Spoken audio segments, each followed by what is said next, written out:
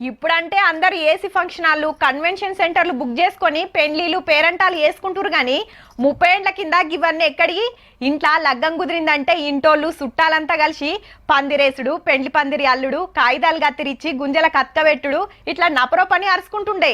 ఇప్పటికి ఊర్లల్లో ఆడాడ గానొస్తున్నాయి గాని పట్నాలల్లా పందిరన్న ముచ్చట లేదు. లగ్గం వెనకటి తరీకల వేసుకోవాలి అనుకునేటోళ్ళు కొందరంటే కొందరే పందిలు లేపించుకుంటురు. ఇక ముచ్చట ఏందంటే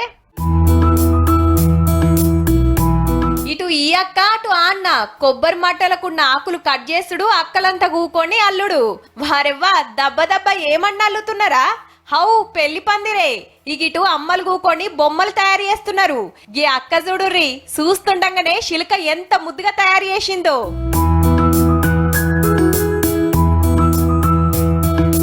పెండ్లీల సీజన్ కాబట్టి చేతి నిండా పనుంది అక్కలకు. పెండ్లి పందిళ్లు మండపాలు దర్వాజల కాడ చుట్టాలకు ఎలకని చెప్తానికి కొబ్బరి మట్టలు అల్లిచ్చి కట్టిస్తారన్నట్టు. పట్నం నాంపల్లి ఎగ్జిబిషన్ గ్రౌండ్ పక్క పొంటుండే వీళ్ళంతా ఆంధ్రకెళ్లి బతుకు తెరువు కోసం వచ్చిండ్రు. ఏం తక్కువ 200 కుటుంబాలు ఇదే పని మీద ఉంటున్నాయి. ఇక సీజన్ అయిపోయినాక తట్టలు బుట్టలు షాటలు సాపలు ఎండగొట్టకుండా అడకం చేసే పరదలు విసనకర్రలు శిల్కలు తడకలు బొమ్మలు తయారు చేస్తారట కొబ్బరి మట్టలతోనే.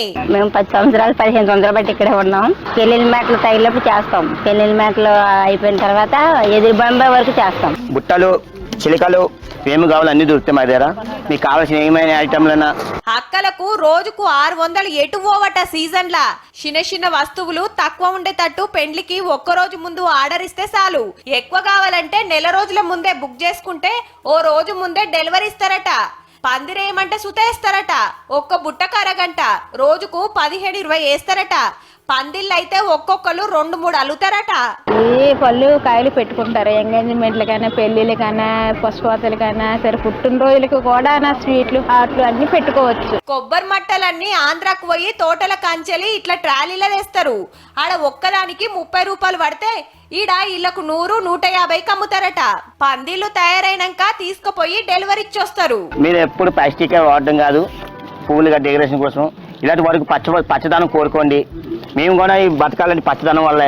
అచ్చిరాని ప్లాస్టిక్ పూలు ఆడకం చేసే బదులు ఇసొంటి పచ్చదనం ఉండేటట్టు కొబ్బరి ఆకులతో వేసిన బొమ్మలు డెకరేషన్ కి ఆడకం చేస్తే అటు వాతావరణం మంచిగుంటది, ఫంక్షన్ కు కలిసి వస్తది, వీళ్ళకింత పని దొరుకుతది. వెనకటి పద్ధతిలో పోవాలనుకునేటోళ్ళు అక్కరుంటే ఆర్డర్ ఇయ్యుర్రి మరి.